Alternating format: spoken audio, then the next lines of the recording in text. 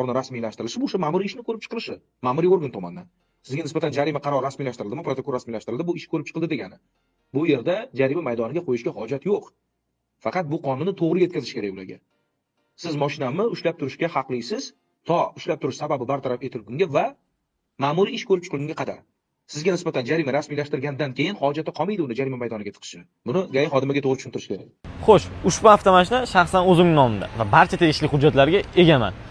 Va ushbu holat yuzasidan GAI xodimi menga va o'rtog'imga nisbatan ma'muriy bayonnoma rasmiylashtirdi va ushbu holat yuzasidan ma'muriy huquqbuzarlik oqibati ham bartaraf qilindi. Lekin shunga qaramay GAI xodimi avtomashinani shtrafstanka, ya'ni jarima maydonchasiga joylashtirdi. O'ylaymanki, ushbu holat yuzasidan noto'g'ri qaror qabul qildi. Chunki ma'muriy huquqbuzarlik oqibati bartaraf qilindimi, avtomashina jarima maydoniga kirmasligi kerak.